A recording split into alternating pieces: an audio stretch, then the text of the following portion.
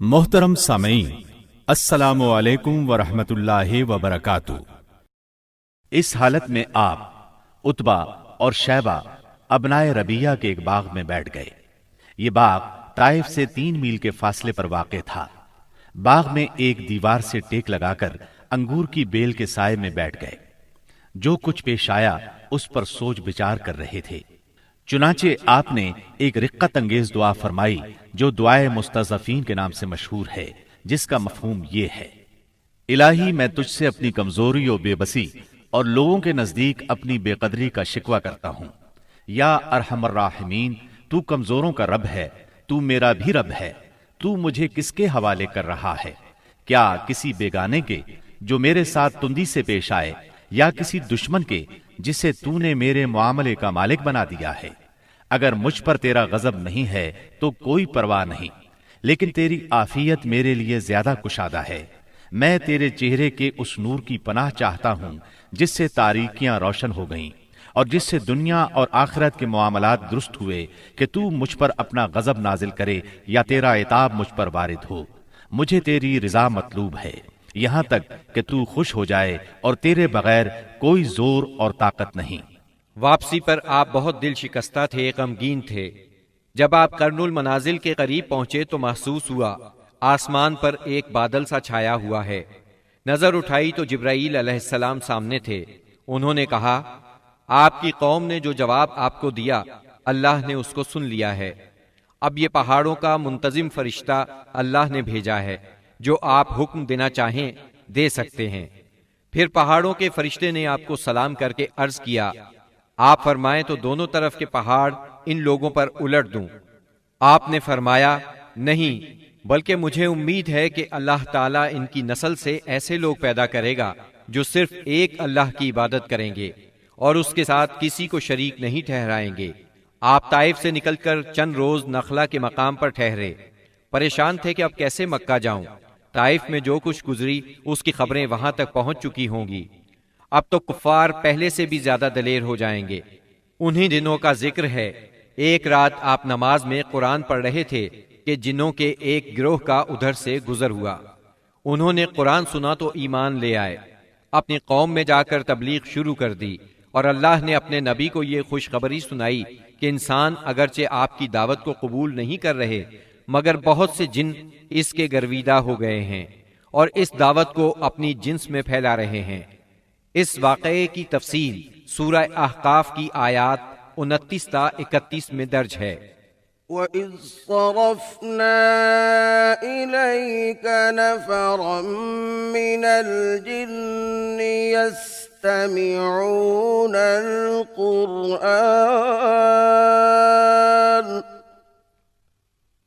فَلَمَّا حَضَرُوهُ قَالُوا أَنصِتُوا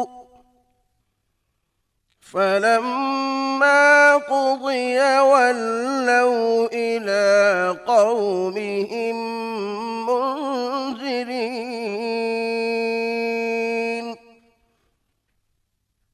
قَالُوا يَا قَوْمَنَا إِنَّا سَمِعْنَا كِتَابًا أُنزِلَ مِن بَعْدِ مُوسَىٰ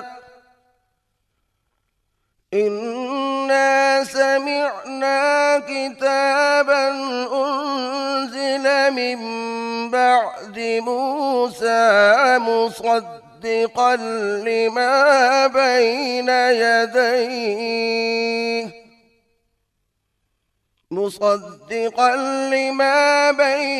يَدَيْهِ يَهْدِي إِلَى الْحَقِّ وَإِلَى طَرِيقٍ مُّسْتَقِيمٍ يَا قَوْمَنَا أَجِيبُوا دَاعِيَ اللَّهِ وَآمِنُوا بِهِ يَغْفِرْ لَكُم مِّن ذُنُوبِكُمْ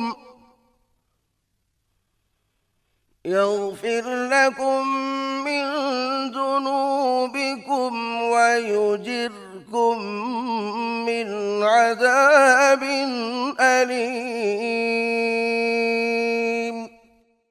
اور یاد کرو جب ہم نے آپ کی طرف جنوں کے ایک گروہ کو متوجہ کیا کہ وہ قرآن سنیں، پس جب نبی کے پاس پہنچ گئے تو ایک دوسرے سے کہنے لگے خاموش ہو جاؤ۔ پھر جب تلاوت ختم ہو گئی تو اپنی قوم کو خبردار کرنے کے لیے واپس لوٹ گئے، کہنے لگے اے ہماری قوم، ہم نے یقیناً وہ کتاب سنی ہے جو موسیٰ کے بعد نازل کی گئی ہے، جو اپنے سے پہلی کتابوں کی تصدیق کرنے والی ہے، جو سچے دین اور راہ راست کی طرف راہبری کرتی ہے۔ اے ہماری قوم، اللہ کے بلانے والے کا کہا مانو، اس پر ایمان لاؤ تو اللہ تمہارے گناہ بخش دے گا اور تمہیں المناک عذاب سے پناہ دے گا۔ اس موقع پر جن آپ کے سامنے نہیں آئے تھے، نہ آپ نے ان کی آمد کو محسوس کیا تھا، بلکہ بعد میں اللہ نے وحی کے ذریعے سے آپ کو ان کے آنے اور قرآن سننے کی خبر دی۔ اس کے بعد تو جنوں کے پے در پے وفود حاضر ہونے لگے اور آپ سے ان کی آمنے سامنے ملاقاتیں ہوتی رہیں۔ چند روز بعد رسول اللہ صلی اللہ علیہ وسلم نخلا سے نکل کر مکہ معظمہ روانہ ہوئے۔ آپ کو اللہ کی طرف سے کشادگی اور فراخی کی امید تھی، جبکہ قریش کی طرف سے شر اور گرفت کا ڈر بھی تھا، اس لیے آپ نے احتیاط فرمائی۔ مکہ معظمہ کے قریب پہنچ کر ہیرا میں ٹھہر گئے اور اخنس بن شریک کے پاس ایک آدمی بھیجا کہ وہ آپ کو پناہ دے، مگر اس نے معذرت کر لی کہ وہ حلیف ہے اور حلیف پناہ نہیں دے سکتا۔ پھر آپ نے سہیل بن عمرو کے پاس یہی پیغام بھیجا، مگر اس نے بھی یہ کہہ کر معذرت کر لی کہ اس کا تعلق بنی عامر سے ہے اور ان کی پناہ بنو کعب پر لاگو نہیں ہوتی۔ اب آپ نے مطعم بن عدی کو پیغام بھیجا۔ مطعم کا دادا نوفل بن عبد مناف نبی اکرم صلی اللہ علیہ وسلم کے جد اعلیٰ ہاشم بن عبد مناف کا بھائی تھا، اور عبد مناف قبیلہ قریش کی سب سے معزز شاخ تھی۔ چنانچہ مطعم نے جواب میں ہاں کر دی اور خود اپنے بیٹوں کے ساتھ ہتھیار بند ہو گیا اور آپ کو بلوا بھیجا۔ آپ تشریف لائے، مسجد حرام میں داخل ہوئے، پہلے خانہ کعبہ کا طواف کیا، پھر 2 رکعت نماز ادا کی، اس کے بعد گھر تشریف لے گئے۔ اس دوران میں مطعم بن عدی اور اس کی اولاد نے مسلح حالت میں آپ کو اپنے گھیرے میں لیے رکھا، اور مطعم نے قریش میں اعلان کیا کہ اس نے محمد صلی اللہ علیہ وسلم کو پناہ دے رکھی ہے۔ قریش نے اس کی اس پناہ کو منظور کیا۔ رسول اللہ صلی اللہ علیہ وسلم کا معمول تھا کہ جب حج کا زمانہ آتا اور قبائل عرب مکہ معظمہ کے قرب و جوار میں اترتے تو آپ ایک ایک قبیلے کے پاس جاتے، اسلام کی تبلیغ فرماتے، میلوں میں جا کر بھی واعظ فرماتے، قبائل کا دورہ بھی کرتے۔ طائف سے واپس آ کر آپ نے تبلیغی سرگرمیوں کا دائرہ وسیع کر دیا۔ آپ مختلف قبائل کے محلوں میں جاتے یا مکہ سے باہر چلے جاتے، اور کہیں نہ جا پاتے تو راستوں میں کھڑے ہو جاتے، جو مسافر بھی مل جاتا اسے اللہ کا پیغام سناتے۔ آپ کی تبلیغی کوششوں سے جہاں عام آدمیوں نے اسلام قبول کیا، وہاں اثر و رسوخ رکھنے والے خواص نے بھی اس نعمت کو حاصل کیا۔ ان میں سے چند نام یہ ہیں: سوید بن سامت رضی اللہ عنہ، یہ انصار مدینہ کے قبیلہ خزرج سے تعلق رکھتے تھے، شاعری اور جنگ میں نمایاں تھے، امثال لقمان کے حافظ تھے، یعنی سابقہ آسمانی صحیفے کے حافظ تھے۔ یہ جب مدینہ منورہ واپس پہنچے تو جنگ بؤاس چھڑ گئی اور اسی میں قتل کر دیے گئے۔ یہ مدینے کے پہلے نوجوان تھے جو آپ کی دعوت سے متاثر ہوئے۔ ایاس بن معاذ رضی اللہ عنہ، مدینہ منورہ کے مشہور قبائل اوس اور خزرج کے خونریز مارکوں میں قبیلہ اوس کو شکست ہوئی، اور اوس کے معزز لوگ قریش مکہ کے پاس گئے کہ خزرج کے مقابلے میں انہیں اپنا حلیف بنا لیں۔ ایاس بن معاذ اس وفد کے رکن تھے۔ آپ صلی اللہ علیہ وسلم سے ملاقات کا شرف حاصل ہوا تو اسلام قبول کیے بغیر نہ رہ سکے۔ جب یہ واپس مدینے پہنچے تو ان کا انتقال ہو گیا۔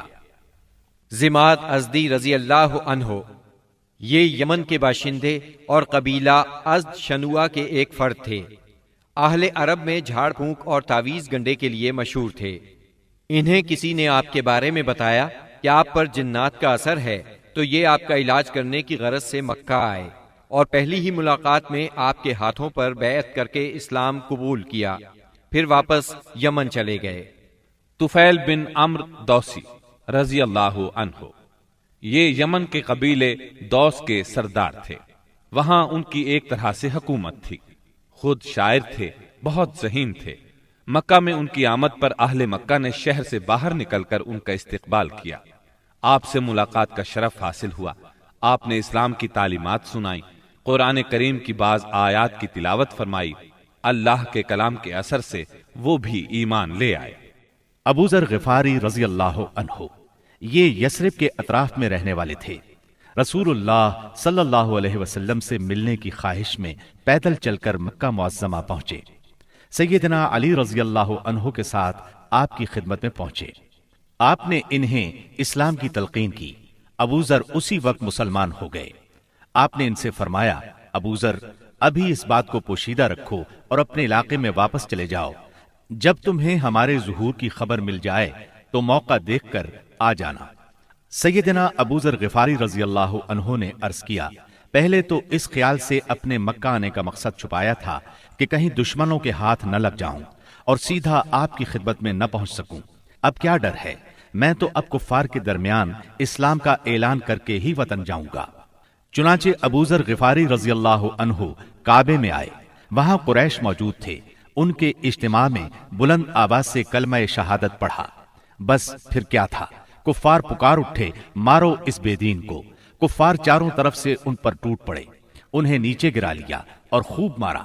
سیدنا عباس رضی اللہ عنہ نے دیکھ لیا، پکار اٹھے، یہ تو قبیلہ غفار کا آدمی ہے، جہاں تم تجارت کے لیے جاتے ہو اور کھجوریں لاتے ہو، اگر یہ مر گیا تو تم تجارت کے لیے اس طرف نہیں جا سکو گے۔ یہ سن کر انہوں نے ابو ذر کو چھوڑ دیا۔ دوسرے دن وہ پھر خانہ کعبہ پہنچے اور بلند آواز سے کلمہ پڑھا۔ قریش نے پھر مارا۔ آخر چند روز بعد ابو ذر واپس اپنے گھر چلے گئے۔ یہ پہلے صحابی ہیں جنہوں نے اسلام کا کلمہ بلند آواز میں پڑھ کر خانہ کعبہ میں کفار سے مار کھائی اور اسلام کے لیے ہر سختی کو خوشی سے برداشت کیا۔ نبوت کے 11ویں سال موسم حج میں یعنی جولائی 620 عیسوی میں اسلام کو چند کارآمد بیج مل گئے۔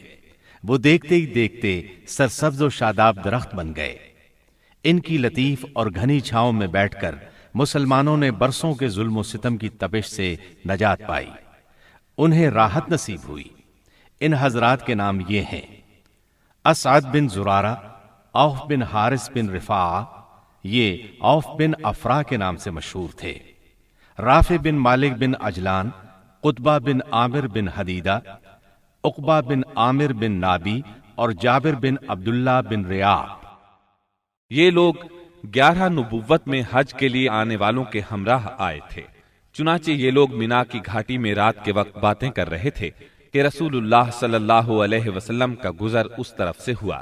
آپ نے آواز سنی تو ان کا رخ کیا، ان کے نزدیک پہنچ کر فرمایا، آپ کون لوگ ہیں؟ وہ بولے، ہم قبیلہ خزرج کا ایک گروہ ہیں۔ آپ نے فرمایا، یعنی یہود کے حلیف؟ وہ بولے، ہاں، آپ ٹھیک سمجھے۔ اس پر آپ نے فرمایا، تو پھر کیوں نہ آپ حضرات سے بیٹھ کر کچھ بات چیت کی جائے؟ انہوں نے کہا، ضرور، کیوں نہیں، تشریف رکھیے۔ چنانچہ آپ صلی اللہ علیہ وسلم وہاں ان کے پاس بیٹھ گئے۔ آپ نے ان پر اسلام کی حقیقت واضح کی، قرآن کی تلاوت کی اور اللہ عز و جل کی طرف دعوت دی۔ اس پر انہوں نے ایک دوسرے سے حیران ہو کر کہا، دیکھو، یہ تو وہی نبی معلوم ہوتے ہیں جن کے حوالے سے یہود تمہیں دھمکیاں دیا کرتے ہیں، کہیں وہ اسلام لانے میں پہل نہ کر جائیں۔ چنانچہ ان حضرات نے فوراً ہی اسلام قبول کر لیا۔ پھر انہوں نے کہا، ہم اپنی قوم کو ایسی حالت میں چھوڑ کر آئے ہیں کہ کسی اور قوم میں ان جیسی دشمنی نہیں ہے، پس اگر اللہ تعالیٰ انہیں آپ پر اکٹھا کر دے تو ان کے لیے آپ سے معزز کوئی نہیں ہوگا۔ پھر انہوں نے وعدہ کیا، ہم دین کی دعوت دیں گے، آئندہ سال حج کے موقع پر پھر آپ سے ملاقات کریں گے۔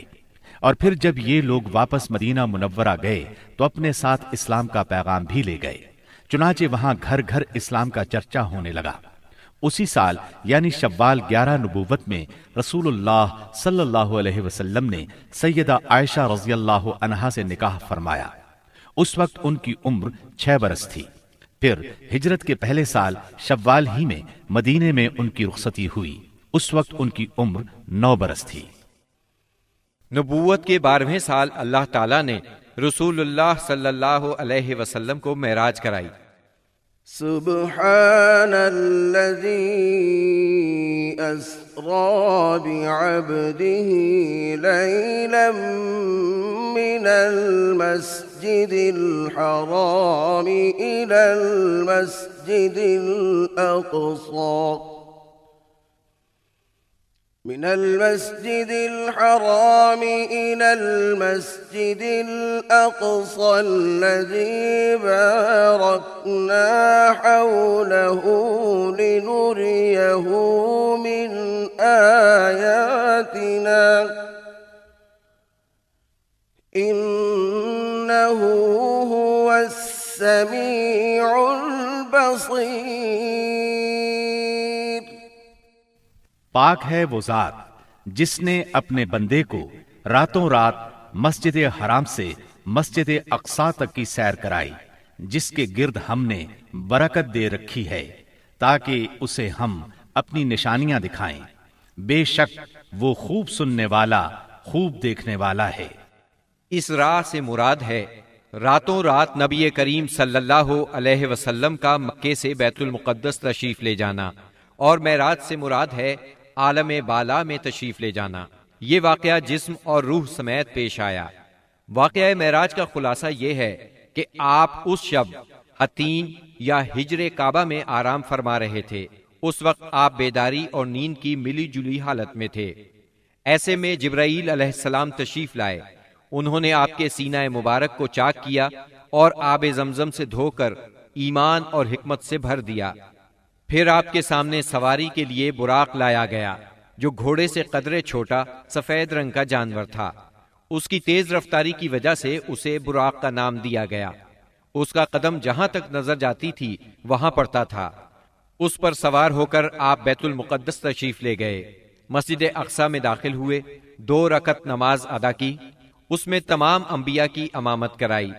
फिर जिब्राईल अलैहिस्सलाम आपके पास 2 बर्तन लाए, एक में शराब थी, दूसरे में दूध। आपने दूध पसंद फरमाया। इस पर जिब्रील अलैहिस्सलाम ने कहा, आपने फितरत पाई, आपको हिदायत नसीब हुई और आपकी उम्मत को भी। अगर आप शराब को पसंद फरमाते तो आपकी उम्मत गुमराह हो जाती। इसके बाद आपको बैतुल मक़दिस से आसमान दुनिया तक ले जाया गया। जिब्रील अलैहिस्सलाम ने दरवाजा खुलवाया, आपके लिए दरवाजा खोला गया। आपने वहां इंसानों के बाप सैयदना आदम अलैहिस्सलाम को देखा और उन्हें सलाम किया। उन्होंने आपके सलाम के जवाब में फरमाया मरहबा। उन्होंने आपकी नबुव्वत का इकरार भी किया। उनके दाएं तरफ एक गिरोह था, जब उस गिरोह की तरफ देखते तो मुस्कुराते।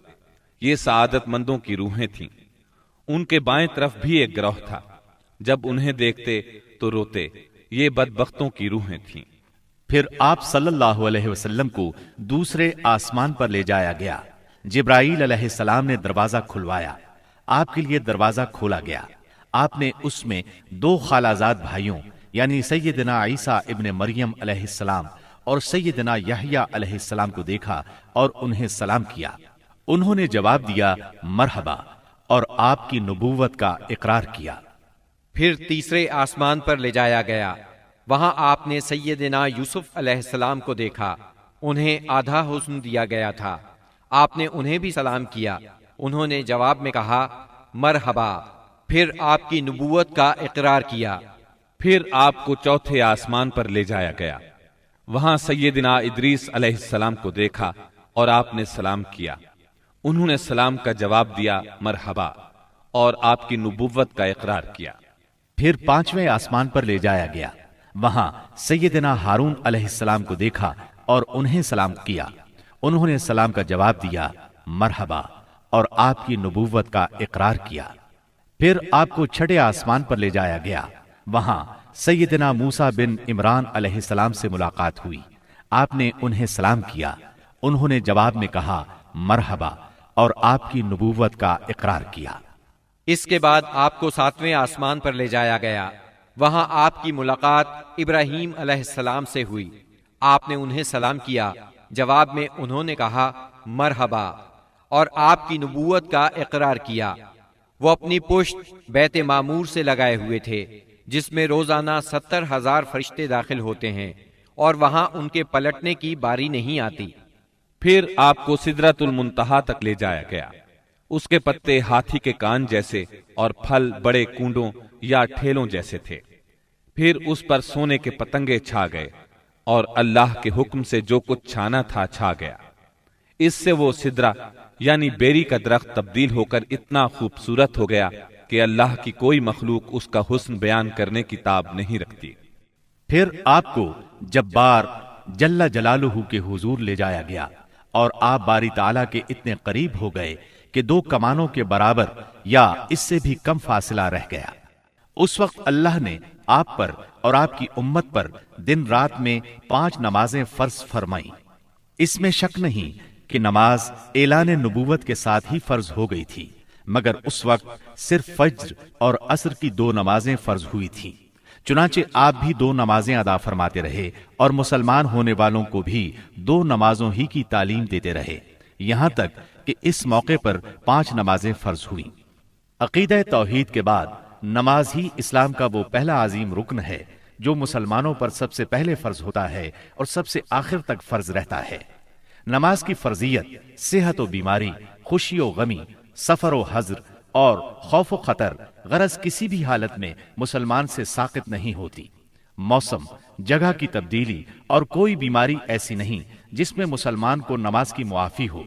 نبی اکرم صلی اللہ علیہ وسلم نے فرمایا، نماز میری آنکھوں کی ٹھنڈک اور دل کا سرور ہے۔ پھر اسی رات نبی صلی اللہ علیہ وسلم مکہ مکرمہ واپس تشریف لے آئے۔ صبح ہوئی اور آپ نے اپنی قوم کو ان بڑی بڑی نشانیوں کی خبر دی جو اللہ جل شانہ نے آپ کو دکھلائی تھی، تو قوم کے جھٹلانے اور تکالیف پہنچانے میں اور زیادہ شدت آ گئی۔ کسی نے تالیاں بجا کر آپ کا مذاق اڑایا تو کسی نے حیرت اور انکار کے انداز میں اپنے سر پر ہاتھ رکھ لیا۔ کچھ لوگ ابو بکر صدیق رضی اللہ عنہ کے پاس گئے اور تنزیہ انداز میں بولے، کچھ سنا تمہارے دوست محمد کیا کہہ رہے ہیں؟ سیدنا ابو بکر صدیق رضی اللہ عنہ نے پوچھا، انہوں نے کیا کہا ہے؟ جواب میں انہوں نے وہ سب کچھ دہرا دیا جو آپ نے بیان فرمایا تھا۔ اس پر سیدنا صدیق اکبر رضی اللہ عنہ نے فرمایا، اگر یہ باتیں آپ نے فرمائی ہیں تو بالکل سچ فرمائی ہیں۔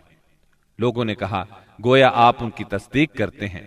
جواب میں صدیق اکبر رضی اللہ عنہ نے عجیب بات فرمائی، کہنے لگے، میں تو اس سے بھی دور کی بات پر آپ کی تصدیق کرتا ہوں۔ آسمان سے صبح شام جو خبریں آتی ہیں میں ان میں بھی آپ کو سچا جانتا ہوں۔ ان کے اسی جواب پر ان کا لقب صدیق مشہور ہوا۔ ادھر کفار نے آپ کا امتحان لینے کا پروگرام بنایا۔ پوچھا، آپ بیت المقدس کے بارے میں تفصیل سے بتائیں۔ آپ نے اس سے قبل بیت المقدس کبھی نہیں دیکھا تھا، نہ معراج کے وقت آپ نے اس کی تفصیل ذہن میں بٹھائی تھی، لیکن اللہ نے آپ کے لیے اس کو روشن کر دیا اور آپ اس کی نشانیاں بتاتے چلے گئے۔ آپ نے ایک ایک دروازے اور ایک ایک جگہ کی تفصیل بیان فرما دی، اور وہ آپ کی کوئی بات جھٹلا نہ سکے، اس لیے کہ انہوں نے تو بارہا بیت المقدس دیکھا تھا۔ وہ صرف اتنا کہہ سکے، جہاں تک نشانیوں کا تعلق ہے وہ آپ نے درست بتائی ہیں۔ پھر انہوں نے ایک قافلے کے بارے میں سوال کیا۔ وہ قافلہ ملک شام سے مکہ معظمہ کی طرف آ رہا تھا۔ آپ نے اس قافلے کے اونٹوں کی تعداد، قافلے کی دوسری تفصیل اور مکہ پہنچنے کا وقت اور جو اونٹ سب سے آگے آ رہا تھا اس کی مکمل خبر انہیں دے دی۔ پھر جو تفصیل آپ نے قافلے کی بیان فرمائی تھی وہ بالکل اسی کے مطابق مکہ معظمہ میں داخل ہوا، لیکن وہ ظالم پھر بھی آپ پر ایمان نہ لائے، اپنے کفر ہی پر ڈٹے رہے۔ ہم بتا چکے ہیں کہ نبوت کے 11ویں سال موسم حج میں یثرب کے 6 آدمیوں نے اسلام قبول کر لیا تھا اور رسول اللہ صلی اللہ علیہ وسلم سے وعدہ کیا تھا کہ اپنی قوم میں جا کر آپ کی رسالت کی تبلیغ کریں گے۔ اس کا نتیجہ یہ ہوا کہ اگلے سال جب موسم حج آیا، یعنی ذی الحج 12 نبوی بمطابق جولائی 621 عیسوی، تو 12 آدمی حاضر ہوئے۔ ان میں 10 خزرج سے اور 2 اوس سے تھے۔ خزرج کے 10 میں سے جابر بن عبداللہ بن رعاب کو چھوڑ کر باقی 5 تو وہی تھے جو پچھلے سال آ چکے تھے، جبکہ نئے 5 یہ تھے: معاذ بن حارث یعنی معاذ بن افرا، زکوان بن عبد القیس، عبادہ بن صامت، یزید بن ثعلبہ، عباس بن عبادہ بن نزلہ اور اوس کے 2 آدمی ابو الحیثم بن التیہان اور اویم بن سائدہ تھے۔ یہ لوگ مینا کی گھاٹی میں رسول اللہ صلی اللہ علیہ وسلم کے ساتھ جمع ہوئے۔ عقبہ کی اس بیعت کی تفصیل صحیح بخاری میں سیدنا عبادہ بن صامت رضی اللہ عنہ سے مروی ہے۔ وہ بیان کرتے ہیں کہ رسول اللہ صلی اللہ علیہ وسلم نے فرمایا، آؤ مجھ سے اس بات پر بیعت کرو کہ اللہ کے ساتھ کسی چیز کو شریک نہیں کرو گے، چوری نہیں کرو گے، زنا نہیں کرو گے، اپنی اولاد کو قتل نہیں کرو گے، اپنے ہاتھ پاؤں کے درمیان سے گھڑ کر کوئی بہتان نہیں لاؤ گے، اور کسی بھلی بات میں میری نافرمانی نہیں کرو گے۔ جو شخص یہ ساری باتیں پوری کرے گا تو اس کا اجر اللہ کے پاس ہے، اور جو شخص ان میں سے کسی چیز کا ارتکاب کر بیٹھا پھر اسے دنیا ہی میں اس کی سزا دی گئی تو یہ اس کے لیے کفارہ ہوگی، اور جو شخص ان میں سے کسی چیز کا ارتکاب کر بیٹھا پھر اللہ نے اس پر پردہ ڈال دیا تو اس کا معاملہ اللہ کے حوالے ہے، وہ چاہے تو سزا دے چاہے تو معاف کر دے۔ سیدنا عبادہ فرماتے ہیں کہ ہم نے اس پر آپ سے بیعت کی۔ بیعت پوری ہو گئی اور حج ختم ہو گیا تو نبی کریم صلی اللہ علیہ وسلم نے ان کے ساتھ مصعب بن عمیر رضی اللہ عنہ کو روانہ فرمایا تاکہ وہ لوگوں کو قرآن پڑھائیں اور دین سکھائیں۔ سیدنا مصعب بن عمیر رضی اللہ عنہ نے ابو امامہ اسعد بن زرارہ رضی اللہ عنہ کے گھر قیام فرمایا، پھر دونوں اسلام کی تبلیغ کے لیے سرگرم ہو گئے۔ اس کے بعد اگلے سال موسم حج سے پہلے مصعب بن عمیر رضی اللہ عنہ بہت سی کامیابیوں کی بشارتیں لیے مکہ معظمہ واپس آ گئے۔ موسم حج 13 نبوت میں یثرب کے 70 سے زیادہ مسلمان حج کی ادائیگی کے لیے مکہ تشریف لائے۔ یہ اپنی قوم کے مشرک حاجیوں میں شامل ہو کر آئے تھے۔ مسلمانوں نے طے کیا کہ رسول اللہ صلی اللہ علیہ وسلم کو مدینہ منورہ آنے کی دعوت دیں گے۔ چنانچہ یہ لوگ ایام تشریق کے درمیانے روز یعنی 12 ذی الحجہ کو رات کے وقت جمرہ عقبہ کے پاس گھاٹی میں جمع ہوئے۔ یہ کل 75 آدمی تھے، 62 خزرج کے اور 11 اوس کے۔ ان کے ساتھ 2 عورتیں بھی تھیں، اور یہ اجتماع بالکل خفیہ طریقے سے ہوا۔ نبی اکرم صلی اللہ علیہ وسلم اپنے چچا سیدنا عباس رضی اللہ عنہ کے ساتھ ان لوگوں کے پاس پہنچے۔ سیدنا عباس رضی اللہ عنہ ابھی تک مسلمان نہیں ہوئے تھے، لیکن اپنے بھتیجے کے معاملے میں اطمینان چاہتے تھے، اس لیے سب سے پہلے انہوں نے ہی بات کی۔ بولے، رسول اللہ صلی اللہ علیہ وسلم اپنی قوم اور اپنے شہر میں عزت اور حفاظت کے ساتھ ہیں، لہٰذا اگر تمہارا یہ خیال ہے کہ تم انہیں جس چیز کی طرف بلا رہے ہو اسے نبھاؤ گے اور انہیں ان کے مخالفین سے بچا لو گے تو تم نے جو ذمہ داری اٹھائی ہے اسے اچھی طرح جان لو، ورنہ ابھی سے انہیں چھوڑ دو۔ ان کے جواب میں اہل یثرب کے ترجمان سیدنا برا بن معرور رضی اللہ عنہ نے کہا، ہم رسول اللہ صلی اللہ علیہ وسلم سے سچے دل سے وفاداری کا ارادہ رکھتے ہیں، اپنی جانیں ان پر نچھاور کر دیں گے، لہٰذا اے اللہ کے رسول آپ بات کیجئے اور اپنے رب کے لیے اور اپنے لیے جو عہد و پیمان پسند ہو لے لیجئے۔ اس کے بعد رسول اللہ صلی اللہ علیہ وسلم نے گفتگو فرمائی، آپ نے قرآن کریم کی تلاوت فرمائی، پھر ان حضرات کو اللہ کی طرف دعوت دی، اسلام کی طرف رغبت دلائی اور اپنے رب کے لیے عہد دیا۔ فرمایا، تنہا اسی کی عبادت کرو اور اس کے ساتھ کسی کو شریک نہ کرو۔ اس پر اہل یثرب نے کہا، ہم کس چیز پر آپ سے بیعت کریں؟ نبی کریم صلی اللہ علیہ وسلم نے فرمایا، چستی اور سستی ہر حالت میں بات سنو گے اور مانو گے، تنگی اور خوشحالی ہر حال میں مال خرچ کرو گے، بھلائی کا حکم دو گے اور برائی سے روکو گے، اللہ کے راستے میں اٹھ کھڑے ہوگے اور اس سلسلے میں کسی ملامت کرنے والے کی ملامت کی پرواہ نہیں کرو گے، اور جب میں تمہارے پاس آ جاؤں تو میری مدد کرو گے، اور جس چیز سے اپنی جان اور اپنے بال بچوں کی حفاظت کرتے ہو اسی سے میری حفاظت کرو گے، اور تمہارے لیے جنت ہے۔ سیدنا عبادہ رضی اللہ عنہ فرماتے ہیں کہ ہم نے آپ سے اس بات پر بھی بیعت کی کہ حکومت کے بارے میں اہل حکومت سے جھگڑا نہیں کریں گے، اس پر سیدنا برا بن معرور رضی اللہ عنہ نے آپ کا ہاتھ پکڑا اور عرض کیا، ہاں اس ذات کی قسم جس نے آپ کو حق کے ساتھ بھیجا ہے، ہم یقیناً اس چیز سے آپ کی حفاظت کریں گے جس سے اپنے بال بچوں کی حفاظت کرتے ہیں، لہذا آپ ہم سے بیعت لیجئے۔ اتنے میں سیدنا ابو الحسن بن تیہان رضی اللہ عنہ نے بات کاٹتے ہوئے کہا، اے اللہ کے رسول، ہمارے اور کچھ لوگوں کے درمیان عہد و پیمان کی رسیاں ہیں، اور اب ہم ان رسیوں کو کاٹنے والے ہیں، تو کہیں ایسا نہ ہو کہ ہم تو یہ رسیاں کاٹ ڈالیں، ادھر اللہ آپ کو غلبہ عطا کر دے تو آپ ہمیں چھوڑ کر اپنی قوم میں آ جائیں۔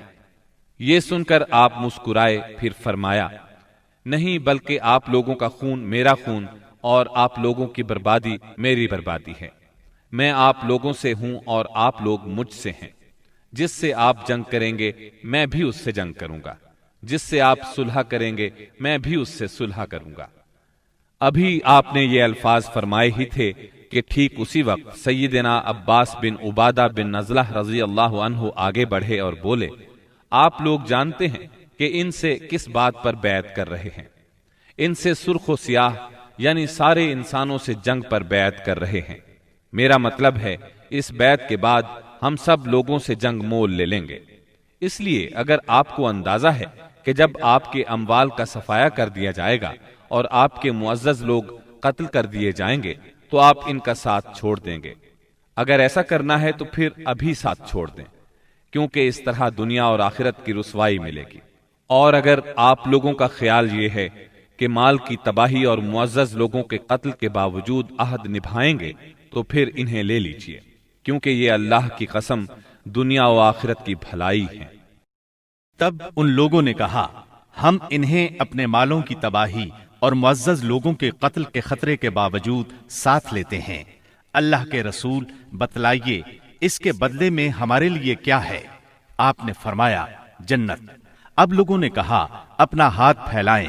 آپ نے ہاتھ پھیلا دیا، سب لوگ بیعت کے لیے لپکے، مگر عین اس لمحے آپ کا ہاتھ اسد بن زرارہ رضی اللہ عنہ نے پکڑ لیا اور کہا، اہل یثرب ذرا ٹھہرو، ہم آپ کی خدمت میں لمبا سفر کر کے اس یقین کے ساتھ حاضر ہوئے ہیں کہ آپ اللہ کے رسول ہیں۔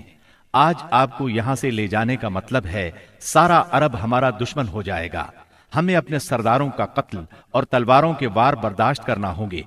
اب اگر آپ سب لوگ یہ بات برداشت کرنے کے لیے تیار ہیں تو انہیں لے لیں، اس صورت میں آپ کا اجر اللہ کے ہاں ہے، اور اگر آپ لوگوں کو اپنے بارے میں کوئی اندیشہ ہے تو انہیں ابھی چھوڑ دیں، یہ عذر اللہ کے نزدیک زیادہ قابل قبول ہوگا۔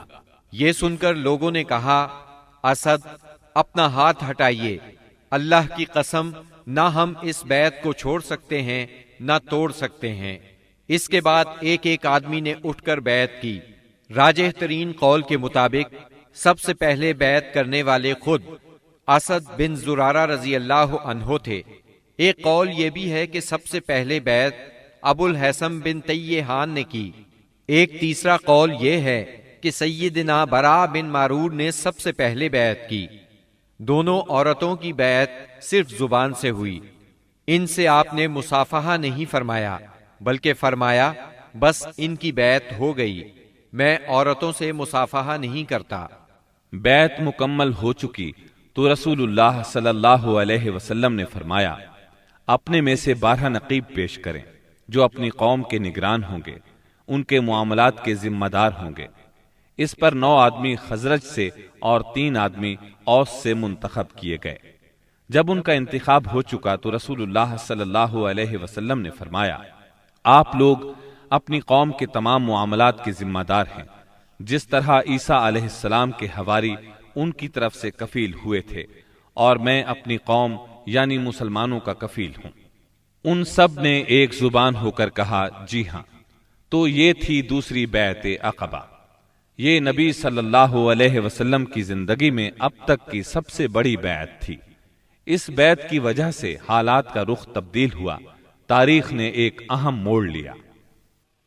عقبہ کی پہلی اور دوسری بیعت کے بعد یثرب میں مسلمانوں کو امن اور پناہ کی جگہ مل گئی۔ اس لیے نبی کریم صلی اللہ علیہ وسلم نے مکے کے مسلمانوں کو اجازت دے دی کہ وہ اپنا وطن چھوڑ کر شہر مدینہ ہجرت کر جائیں۔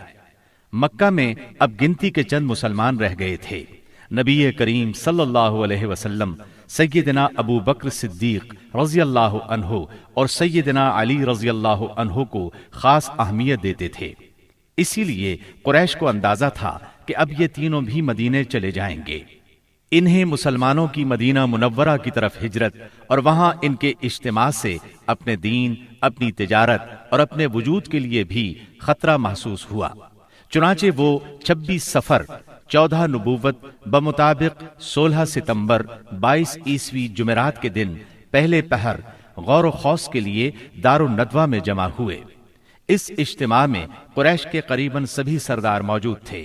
ابلیس بھی نجد کے ایک شیخ جلیل کی صورت میں اجازت لے کر ان میں شریک ہوا۔ ان سب لوگوں کو اصل مسئلہ پیش کیا گیا۔ سب نے اپنے اپنے انداز میں اور اپنی اپنی عقل کے مطابق تجویز پیش کی، لیکن ہر تجویز میں کوئی نہ کوئی خامی محسوس ہوئی، اس لیے تمام تجاویز رد کر دی گئیں۔ اب ابو جہل نے کہا، اس کے بارے میں میری ایک رائے ہے، میں نے دیکھا ہے کہ تم اب تک اس پر نہیں پہنچے۔ وہ رائے یہ ہے کہ ہم ہر قبیلے سے ایک مضبوط صاحب نسب اور باںکا جوان منتخب کریں، ان میں سے ہر ایک کو ایک ایک تلوار دیں، اس کے بعد سب کے سب اس شخص کا رخ کریں اور اسے ایک ہی وار میں اس طرح قتل کریں کہ سب کی تلواریں اس پر پڑیں۔ اس طرح اس کا خون سارے قبائل میں بکھر جائے گا اور عبد مناف سارے قبیلوں سے جنگ نہیں کر سکیں گے، اس لیے دیت یعنی خون بہا لینے پر راضی ہو جائیں گے اور وہ ہم انہیں دے دیں گے۔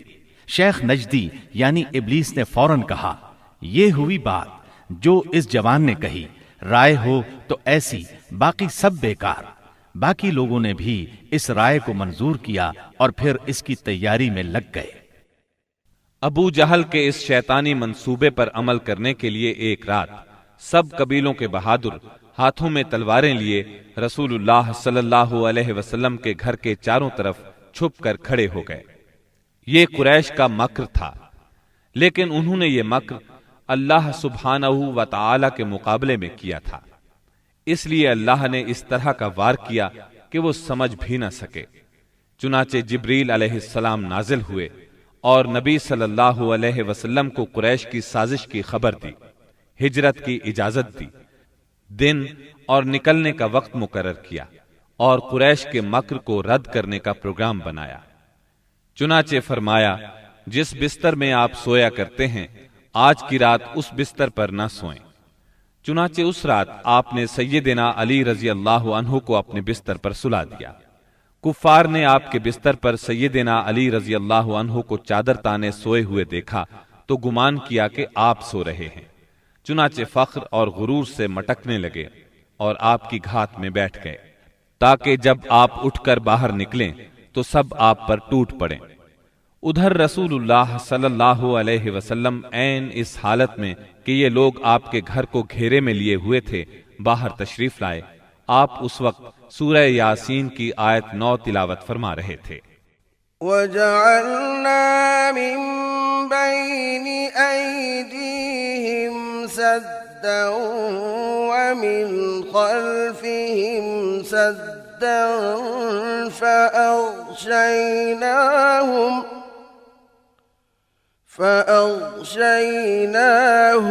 فَهُمْ لَا يُبْصِرُونَ۔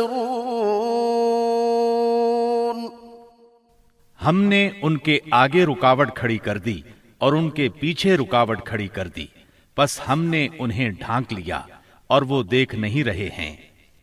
چنانچہ اللہ تعالیٰ نے ان کی نگاہیں پکڑ لیں اور وہ آپ کا قطعاً احساس نہ کر سکے۔ اس کے بعد آپ اپنے گھر سے اسی وقت ابو بکر صدیق رضی اللہ عنہ کے گھر تشریف لے گئے اور انہیں اللہ کے حکم کی خبر دی۔ ابو بکر صدیق رضی اللہ عنہ پہلے ہی ہجرت کے لیے تیار تھے، چنانچہ انہوں نے اپنا تمام اثاثہ 6000 درہم اور ستوؤں کا تھیلا لیا اور مکان کی ایک کھڑکی سے نکل کر دونوں حضرات نے یمن کا رخ کیا اور فجر کی پو پھٹنے سے پہلے سور نامی پہاڑ کے ایک غار تک جا پہنچے۔ کوہ سور مکہ معظمہ سے 5 میل دور جنوب مغرب میں واقع ہے۔ اس ویران پہاڑ میں ایک تنگ غار ہے۔ یہ غار سور کے نام سے مشہور ہے۔ یہ غار اب تک موجود ہے۔ مکے سے مدینہ شمال کی طرف ہے۔ قریش کا خیال تھا کہ آپ نے اپنا سفر شمال ہی کی طرف کیا ہوگا، لیکن آپ اپنے سفر کا آغاز مخالف سمت سے کر کے غار سور میں جا پہنچے۔ ابو بکر صدیق رضی اللہ عنہ بھی آپ کے ساتھ تھے، اس لیے انہیں یار غار کہا جاتا ہے۔ رسول اللہ صلی اللہ علیہ وسلم اپنے یار غار کے ساتھ 3 دن اور 3 راتیں غار سور میں رہے۔ رات کی تاریکی میں سیدنا ابو بکر صدیق رضی اللہ عنہ کے فرزند سیدنا عبداللہ بن ابی بکر رضی اللہ عنہ دشمنوں کی سرگرمیوں کی اطلاعات پہنچاتے رہے۔ ادھر سیدنا ابو بکر صدیق رضی اللہ عنہ کے غلام عامر بن فہیرہ بکریاں چراتے رہتے، اور جب رات کا ایک حصہ گزر جاتا تو ان بکریوں کو لے کر ان کے پاس پہنچ جاتے۔ اس طرح دونوں حضرات دودھ نوش فرما لیتے۔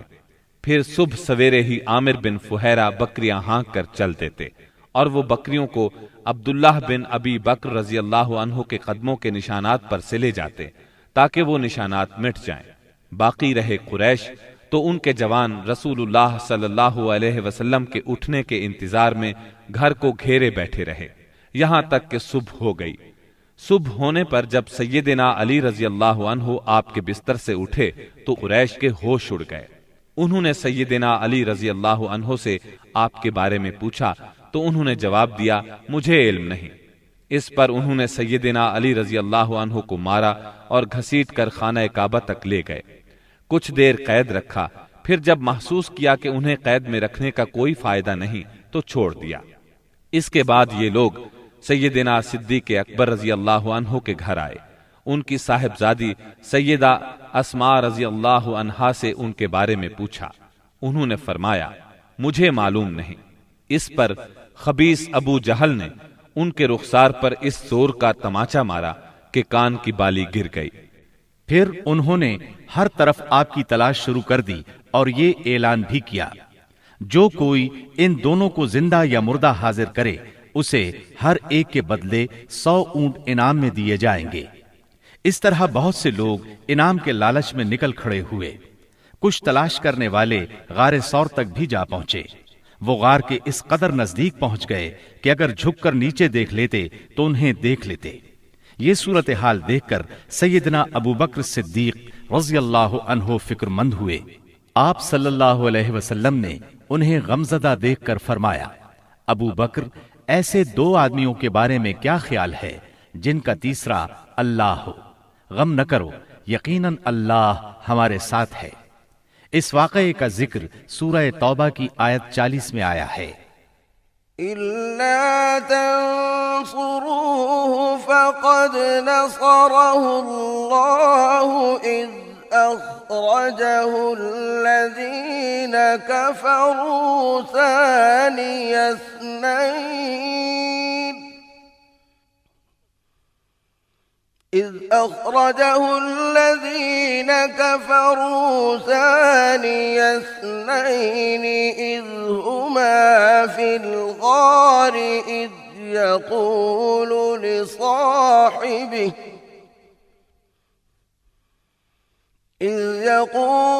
لِصَاحِبِهِ لَا تَحْزَنْ إِنَّ اللَّهَ مَعَنَا فَأَنزَلَ اللَّهُ سَكِينَتَهُ عَلَيْهِ وَأَيَّدَهُ بِجُنُودٍ لَّمْ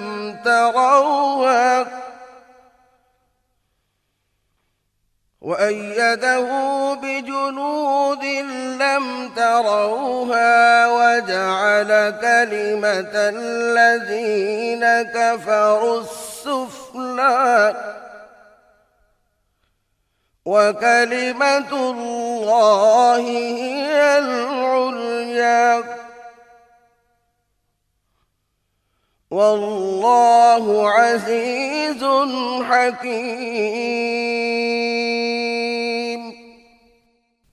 اگر تم اس کی مدد نہ کرو گے تو اس کی اللہ نے مدد کی ہے جس وقت انہیں کافروں نے نکالا تھا کہ وہ دو میں سے دوسرا تھا، جبکہ وہ دونوں غار میں تھے، جب وہ اپنے ساتھی سے کہہ رہے تھے کہ تو غم نہ کر، اللہ ہمارے ساتھ ہے۔ پھر اللہ نے اپنی طرف سے تسکین نازل فرما کر ان لشکروں سے اس کی مدد کی جنہیں تم نے دیکھا ہی نہیں۔ اس نے کافروں کی بات کو پست کر دیا، اور بات تو اللہ ہی کی بلند ہے، اور اللہ زبردست حکمت والا ہے۔ پیر کی رات ربیع الاول یکم ہجری کو نبی کریم صلی اللہ علیہ وسلم غار ثور سے باہر تشریف لائے۔ آپ نے ایک شخص عبداللہ بن عریقت کو اجرت پر رہنمائی کے لیے مقرر کر لیا تھا۔ یہ شخص اگرچہ قریش کے دین پر تھا لیکن اس پر آپ کو اعتماد تھا۔ وہ وعدے کے مطابق 2 سواریاں لیے جبل ثور کے دامن میں آ گیا، اور رسول اللہ صلی اللہ علیہ وسلم اور سیدنا ابو بکر صدیق رضی اللہ عنہ نے کوچ کیا۔ ان کے ساتھ عامر بن فہیرہ بھی تھے۔ عبداللہ بن عریقت آپ کو لیے پہلے جنوب کی جانب یمن کے رخ پر دور تک چلا، پھر مغرب کی طرف مڑا اور ساحل سمندر کا رخ کیا۔ ساحل کے قریب پہنچ کر وہ شمال کی طرف مڑ گیا اور ایک ایسے راستے پر چلا کہ اس پر کوئی مشکل ہی سفر کرتا تھا۔ دوسرے دن یہ مختصر سا قافلہ ایک خیمے کے پاس پہنچا۔ یہ خیمہ قدید کے اطراف میں مشلل کے علاقے میں تھا۔ مشلل مکہ معظمہ سے 130 کلومیٹر کے فاصلے پر ہے۔ اس خیمے میں ایک عورت موجود تھی۔ آپ نے اس عورت سے فرمایا، تمہارے پاس کھانے کے لیے کچھ ہے؟ اس نے معذرت کی اور بتایا، میری بکریاں چرنے کے لیے گئی ہیں۔ خیمے میں آپ کو ایک بکری نظر آئی۔ وہ بہت کمزور تھی، ریوڑ کے ساتھ نہیں جا سکتی تھی، اس لیے خیمے میں موجود تھی۔ اس کے تھنوں میں نام کو بھی دودھ نہیں تھا۔ رسول اللہ نے فرمایا، اگر آپ اجازت دیں تو ہم اس بکری کا دودھ دوہ لیں۔ یہ سن کر اس نے کہا، اس بکری میں دودھ کہاں؟ آپ نے فرمایا، آپ اجازت تو دیں۔ اس نے اجازت دے دی۔ آپ نے اسے دوہا تو دودھ سے ایک برتن بھر گیا۔ برتن اتنا بڑا تھا کہ ایک پوری جماعت مل کر اس کو اٹھا سکتی تھی۔ ام معبد کی حیرت کی انتہا نہ رہی۔ آپ نے پہلے اسے دودھ پلایا، جب وہ سیر ہو گئی تو اپنے ساتھیوں کو پلایا۔ جب وہ بھی سیر ہو گئے تو آپ نے دودھ نوش فرمایا۔ پھر اس برتن کو تھنوں کے نیچے رکھ کر دودھ دوہا۔ وہ برتن دوبارہ بھر گیا۔ برتن ام معبد کے پاس چھوڑ کر آپ آگے روانہ ہوئے۔ بکریاں چرا کر جب اس عورت کا خاوند گھر آیا تو دودھ سے بھرا برتن دیکھ کر حیران ہوا۔ دریافت کرنے پر ام معبد نے ساری بات کہہ سنائی۔ نبی صلی اللہ علیہ وسلم کا حلیہ سر سے لے کر پاؤں تک اور بات چیت کا انداز تک اسے بتایا۔ یہ سن کر ابو معبد بول اٹھا، یہ تو واللہ صاحب قریش ہیں۔ میرا ارادہ ہے کہ آپ کا ساتھ اختیار کروں، اور کوئی راستہ ملا تو ایسا ضرور کروں گا۔ کہا جاتا ہے کہ دونوں میاں بیوی کچھ عرصے بعد مدینہ منورہ پہنچے اور اسلام کی دولت سے مالا مال ہوئے۔ آپ قدید سے آگے بڑھے۔ ادھر سراقہ بن مالک بن جوشم مدلجی نے قریش کے انعام کا اعلان سن کر لالچ میں آ کر اپنے گھوڑے پر آپ کا پیچھا کیا اور قدید تک پہنچ گیا۔ آپ کے نزدیک پہنچا تو اس کا گھوڑا پھسل گیا۔ سراقہ نیچے آ گرا۔ وہ اٹھا اور فال کے تیر نکالے۔ دیکھنا چاہتا تھا کہ اسے کوئی نقصان تو نہیں پہنچنے والا۔ تیر وہ نکلا جو ناپسندیدہ تھا، لیکن اس نے بری فال کی پرواہ نہ کی۔ پھر سوار ہو کر آگے بڑھا۔ وہ اس حد تک قریب پہنچ گیا کہ آپ کی قرات کی آواز سنائی دینے لگی۔ آپ نے اس طرف کوئی توجہ نہ کی، جبکہ سیدنا ابو بکر صدیق رضی اللہ عنہ بار بار مڑ کر دیکھ رہے تھے۔ ایسے میں اچانک اس کے گھوڑے کے اگلے دونوں پاؤں زمین میں دھنس گئے، یہاں تک کہ گھٹنوں تک جا پہنچے اور وہ ایک بار پھر نیچے گرا۔ سراقہ نے گھوڑے کو ڈانٹا، اسے بڑی مشکل سے کھڑا کیا، اس کے پاؤں زمین سے نکالے۔ جب وہ سیدھا کھڑا ہوا تو اس کے پاؤں کے نشانات سے دھوئیں جیسا غبار آسمان کی طرف اڑ رہا تھا۔ سراقہ نے پھر فال کے تیر نکالے، پھر وہی ناپسندیدہ تیر نکلا۔ اس سے اس پر زبردست خوف اور روب طاری ہو گیا اور اسے یقین ہو گیا کہ رسول اللہ صلی اللہ علیہ وسلم کا معاملہ غالب آ کر رہے گا، چنانچہ وہ پکار اٹھا، مجھے امان دی جائے۔ آپ صلی اللہ علیہ وسلم اور آپ کے ساتھی ٹھہر گئے۔ یہ آپ کے نزدیک چلا آیا اور بتلایا کہ قریش نے کیا طے کیا ہے اور وہ خود کس ارادے سے آیا تھا۔ پھر اس نے سامان سفر اور مال کی پیشکش کی۔ آپ نے کچھ لینے سے انکار فرمایا، البتہ اس سے فرمایا تم ہمارے بارے میں کسی کو نہ بتانا۔ سراقہ نے پروانہ امن کا مطالبہ کیا۔ آپ نے عامر بن فہیرہ کو حکم دیا اور انہوں نے چمڑے پر لکھ دیا۔ پھر سراقہ وہاں سے واپس پلٹا اور جو کوئی آپ کی تلاش میں ملا اس سے کہتا گیا، میں اس طرف کی کھوج لے چکا ہوں، یہاں تمہارا جو کام تھا میں کر چکا ہوں۔ اس طرح تلاش کرنے والے اس راستے پر آگے نہ بڑھ سکے، واپس لوٹتے چلے گئے۔ راستے میں رسول اللہ صلی اللہ علیہ وسلم کو بریدہ بن حسیب اسلمی ملے۔ یہ اپنی قوم کے سردار تھے۔ قریش نے جس زبردست انعام کا اعلان کر رکھا تھا، اسی کے لالچ میں نبی صلی اللہ علیہ وسلم اور سیدنا ابو بکر صدیق رضی اللہ عنہ کی تلاش میں نکلے تھے۔ لیکن جب رسول اللہ صلی اللہ علیہ وسلم سے سامنا ہوا اور بات چیت ہوئی تو نقد دل دے بیٹھے اور اپنی قوم کے 70 آدمیوں سمیت وہیں مسلمان ہو گئے۔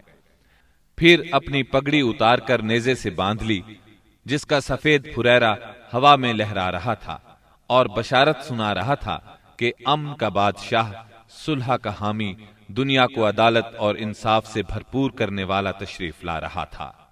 آپ وادی ریم میں پہنچے تو سیدنا زبیر بن عوام سے ملاقات ہوئی۔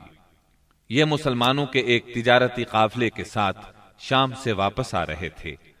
انہوں نے رسول اللہ صلی اللہ علیہ وسلم اور ابو بکر صدیق رضی اللہ عنہ کو سفید پارچجات پیش کیے۔ سوموار 8 ربیع الاول 14 نبوت بمطابق یکم ہجری 23 ستمبر 622 عیسوی کو رسول اللہ صلی اللہ علیہ وسلم قباء میں داخل ہوئے۔ ادھر اہل مدینہ نے جب سے رسول اللہ صلی اللہ علیہ وسلم کی روانگی کی خبر سنی تھی، روزانہ صبح ہی صبح حرہ کی طرف نکل جاتے تھے، اور جب سخت دوپہر ہو جاتی تو واپس پلٹ آتے۔ ایک روز طویل انتظار کے بعد لوگ اپنے اپنے گھروں کو واپس جا چکے تھے کہ ایک یہودی اپنے کسی ٹیلے پر کچھ دیکھنے کے لیے چڑھا۔ کیا دیکھتا ہے کہ رسول اللہ صلی اللہ علیہ وسلم اور آپ کے ساتھی سفید کپڑوں میں ملبوس چلے آ رہے ہیں۔ اس نے بے خود ہو کر نہایت بلند آواز سے کہا، عرب کے لوگوں، یہ رہا تمہارا نصیب جس کا تم انتظار کر رہے تھے۔ مسلمانوں نے اس کی آواز سنی تو ہتھیار اٹھا کر استقبال کے لیے دوڑ پڑے۔ سب نے مل کر اللہ اکبر کا نعرہ لگایا۔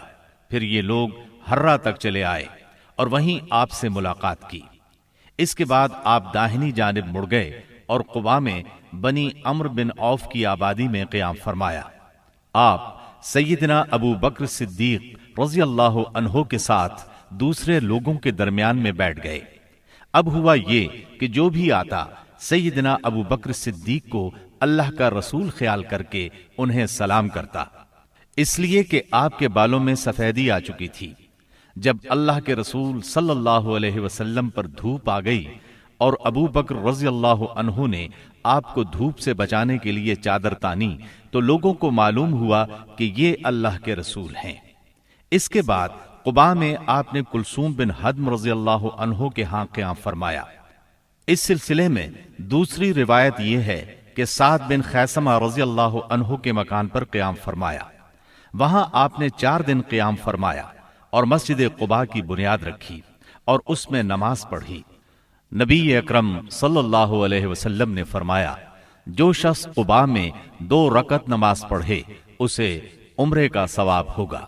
نبی کریم صلی اللہ علیہ وسلم کے بعد سیدنا علی رضی اللہ عنہ مکہ مکرمہ میں 3 روز ٹھہرے۔ اس دوران میں مکے کے لوگوں کی جو امانتیں رسول اللہ صلی اللہ علیہ وسلم کے پاس تھیں ان کو ادا کیا۔ پھر پیدل چل پڑے اور قباء میں رسول اللہ صلی اللہ علیہ وسلم سے آ ملے۔ انہوں نے کلثوم بن حدم رضی اللہ عنہ کے مکان پر قیام کیا۔ رسول اللہ صلی اللہ علیہ وسلم 5ویں دن یہاں سے روانہ ہوئے۔ یہ جمعے کا دن تھا۔ اللہ کے حکم پر روانہ ہوئے۔ ابو بکر صدیق رضی اللہ عنہ آپ کے پیچھے بیٹھے تھے۔ آپ نے اپنے ننھیال بنو نجار کے پاس پیغام بھجوایا۔ وہ لوگ تلواریں لٹکائے حاضر ہوئے۔ آپ نے ان کی معیت میں مدینہ منورہ کی طرف کوچ فرمایا۔ آپ بنو سالم بن عوف کی بستی میں پہنچے تو جمعے کا وقت ہو گیا۔ آپ نے وہیں بطن وادی میں جمعے کی نماز پڑھائی، جس میں 100 آدمی شریک تھے۔ جمعے کے بعد نبی کریم صلی اللہ علیہ وسلم نے مدینے کا رخ کیا۔ اس وقت تک لوگ استقبال کے لیے امڈ آئے تھے۔ گھر اور گلی کوچے حمد و تسبیح سے گونج رہے تھے، اور انصار کی بچیاں خوشی و مسرت سے یہ اشعار پڑھ رہی تھیں۔ طلع البدر علينا من ثنيات الوداع وجب الشكر علينا ما دعا لله داعي أيها المبعوث فينا جئت بالأمر المطاع۔ ہم پر مدینے کے اطراف سے 14ویں کا چاند طلوع ہوا۔ جب تک اللہ کو پکارنے والا پکارے ہم پر شکر واجب ہے۔ اے ہم میں بھیجے گئے نبی، آپ واجب الاطاعت دین لے کر آئے ہیں۔ رسول اللہ صلی اللہ علیہ وسلم انصار کے جس محلے سے بھی گزرتے، اس محلے کے لوگ آپ کی اونٹنی کی نکیل پکڑ لیتے اور عرض کرتے، ہم لوگ حاضر ہیں، ہمارے ہاں قیام فرمائیں، ہم سب ساز و سامان اور ہتھیاروں کے ساتھ آپ کی حفاظت کریں گے۔ جواب میں آپ فرماتے، اونٹنی کا راستہ چھوڑ دو، یہ اللہ کی طرف سے معمور ہے۔ آپ کے اس فرمان کا مطلب یہ تھا کہ اللہ کو جہاں منظور ہوگا یہ وہاں خود رکے گی۔ چنانچہ اونٹنی اس جگہ رکی جہاں آج مسجد نبوی ہے۔ یہاں پہنچ کر وہ بیٹھ گئی، لیکن آپ نیچے نہیں اترے یہاں تک کہ وہ اٹھ کر تھوڑی دور تک چلی، پھر پلٹ آئی اور پھر اسی جگہ بیٹھ گئی جہاں پہلے بیٹھی تھی۔ اس کے بعد آپ نیچے تشریف لے آئے۔ اب لوگوں نے آپ کو اپنے اپنے گھر لے جانے کے لیے درخواست شروع کی۔ ایسے میں سیدنا ابو ایوب انصاری رضی اللہ عنہ نے جلدی سے اونٹنی کا کجاوا اٹھا لیا اور اپنے گھر لے گئے۔ اس پر آپ نے فرمایا، آدمی اپنے کجاوے کے ساتھ ہے۔ ادھر سیدنا اسعد بن زرارہ رضی اللہ عنہ نے آ کر اونٹنی کی نکیل پکڑ لی، چنانچہ یہ اونٹنی انہی کے پاس رہی۔ صحیح بخاری میں سیدنا انس رضی اللہ عنہ سے روایت ہے کہ نبی صلی اللہ علیہ وسلم نے فرمایا، یہاں سے ہمارے کس آدمی کا گھر زیادہ قریب ہے؟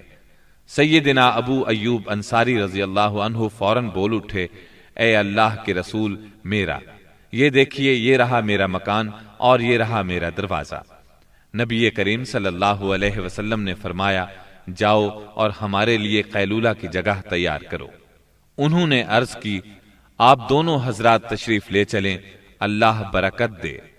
اس طرح میزبانی کا شرف سیدنا ابو ایوب انصاری رضی اللہ عنہ کے حصے میں آیا۔ جب رسول اللہ صلی اللہ علیہ وسلم مدینہ منورہ میں قیام پذیر ہو چکے تو آپ نے سیدنا زید بن حارثہ اور سیدنا ابو رافع رضی اللہ عنہما کو مکہ معظمہ بھیجا۔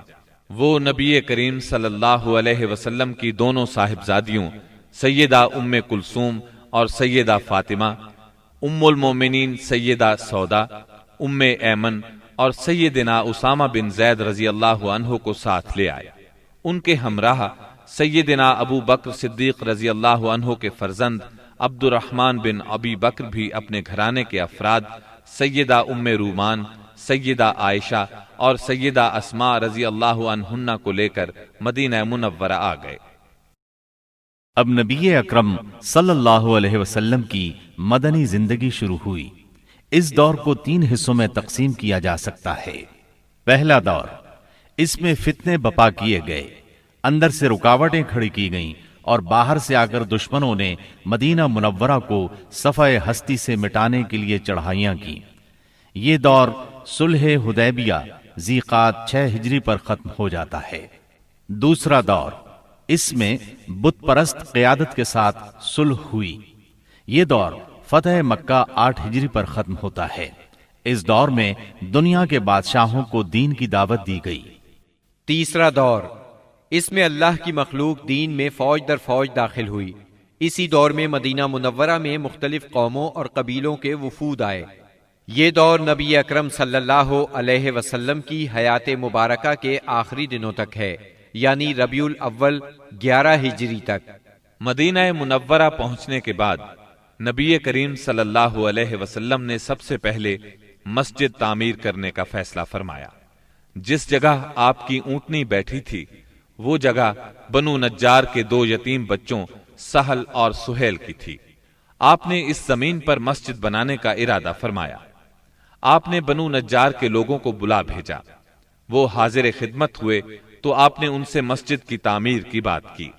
انہوں نے زمین بطور ہبہ قبول کرنے کی درخواست کی، لیکن آپ نے اس زمین کو بغیر قیمت کے لینا پسند نہ فرمایا۔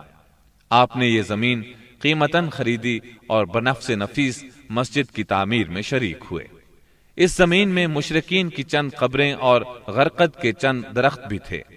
رسول اللہ صلی اللہ علیہ وسلم نے مشرکین کی یہ قبریں اکھڑوا دیں اور کھجوروں اور درختوں کو کاٹ کر قبلے کی جانب لگا دیا۔ پھر مسجد کی تعمیر شروع ہوئی۔ آج اس مسجد کو دنیا اسلام مسجد نبوی کہتی ہے۔ نبی اکرم صلی اللہ علیہ وسلم نے مسجد کے بازو میں چند مکانات بھی تعمیر کیے، جن کی دیواریں کچی اینٹوں کی تھیں۔ ان پر کھجور کے تنے رکھے گئے، پھر ان پر کھجور کی شاخیں اور پتے بچھائے گئے۔ یہ ازواج مطہرات کے حجرے تھے۔ ان حجروں کی تعمیر مکمل ہو جانے کے بعد آپ صلی اللہ علیہ وسلم سیدنا ابو ایوب انصاری رضی اللہ عنہ کے مکان سے یہاں منتقل ہوئے۔ مسجد نبوی صرف اسلامی تعلیم کی ادائیگی کے لیے نہیں تھی، بلکہ یہ ایک یونیورسٹی تھی جس میں مسلمان اسلامی تعلیم حاصل کرتے تھے۔ اس مسجد کا صحن ایک ایسی جگہ تھی جس میں مدتوں جاہلانہ نفرت، عداوت، کشاکش اور باہمی لڑائیوں سے دوچار رہنے والے قبائل کے افراد اب میل ملاپ اور پیار و محبت سے بیٹھتے، دین کی تعلیم حاصل کرتے اور یہ تعلیم اپنی عورتوں تک پہنچاتے تھے۔ یہ ایک مرکز تھا۔ اسی مرکز سے اس ننھی سی اسلامی ریاست کا نظام چلایا جاتا تھا اور مختلف قسم کی مہمات یہاں سے بھیجی جاتی تھیں۔ اس کے علاوہ اس کی حیثیت ایک پارلیمنٹ کی بھی تھی، جس میں مجلس شورا اور مجلس انتظامیہ کے اجلاس منعقد ہوتے تھے۔ ان تمام امور کے ساتھ ساتھ مسجد نبوی فقراء اور مساکین کی ایک کافی بڑی تعداد کا ٹھکانہ بھی تھی۔ یہ وہ لوگ تھے جن کا کوئی مکان نہیں تھا، جن کے پاس کوئی مال تھا، نہ بیوی بچے تھے۔ انہی اصحاب کو اصحاب صفہ کہا جاتا ہے۔ اب مسلمان 5 نمازیں باجماعت ادا کرنے کے لیے حاضر ہو رہے تھے اور اس کے لیے وہ وقت کا اندازہ لگاتے تھے، مگر دقت یہ تھی کہ کوئی بہت پہلے آ جاتا تھا تو کوئی دیر سے پہنچتا۔ چنانچہ نبی کریم صلی اللہ علیہ وسلم اور مسلمانوں نے مشورہ کیا کہ کوئی ایسی علامت اختیار کی جائے جس سے سب کو وقت کا پتہ چل جائے۔ سیدنا عمر رضی اللہ عنہ نے کہا، کیوں نہ کسی آدمی کو بھیج دیا جائے جو الصلاۃ جامعۃ یعنی نماز جمع کرنے والی ہے پکار دیا کرے۔ رسول اللہ صلی اللہ علیہ وسلم نے یہی رائے قبول کی اور اسی پر عمل کیا۔ پھر عبداللہ بن زید بن عبد ربہ انصاری رضی اللہ عنہ نے خواب میں اذان سنی اور آ کر رسول اللہ صلی اللہ علیہ وسلم کو خبر دی۔ آپ نے فرمایا، یہ سچا خواب ہے۔ پھر آپ نے حکم فرمایا کہ وہ سیدنا بلال رضی اللہ عنہ کو یہ کلمات القاء کرتے جائیں اور بلال پکارتے جائیں، کیونکہ ان کی آواز زیادہ بلند اور سریلی ہے۔ چنانچہ سیدنا بلال رضی اللہ عنہ نے اذان کہی۔ ان کی آواز سن کر سیدنا عمر رضی اللہ عنہ اپنی چادر گھسیٹتے ہوئے آئے اور بولے، اے اللہ کے رسول، اللہ کی قسم میں نے بھی خواب میں یہی الفاظ سنے ہیں۔ اس سے اس خواب کی مزید تائید ہو گئی اور اسی روز سے یہ اذان اسلام کا شعار بن گئی۔ مسجد کی تعمیر سے فارغ ہو کر رسول اللہ صلی اللہ علیہ وسلم کو ان مہاجرین کی فکر لاحق ہوئی جو مکہ معظمہ سے بے سر و سامان نکلے تھے، صرف ایمان اور اسلام کی دولت ساتھ لائے تھے۔ چنانچہ آپ نے مہاجرین اور انصار کے درمیان رشتہ اخوت یعنی بھائی چارہ قائم کرنے کی طرف توجہ فرمائی۔ آپ نے انصار کو سیدنا انس بن مالک رضی اللہ عنہ کے گھر جمع فرمایا۔ مہاجرین کی تعداد 45 تھی۔ آپ مہاجرین اور انصار میں سے ایک ایک کو بلاتے گئے اور فرماتے گئے تم بھائی بھائی ہو۔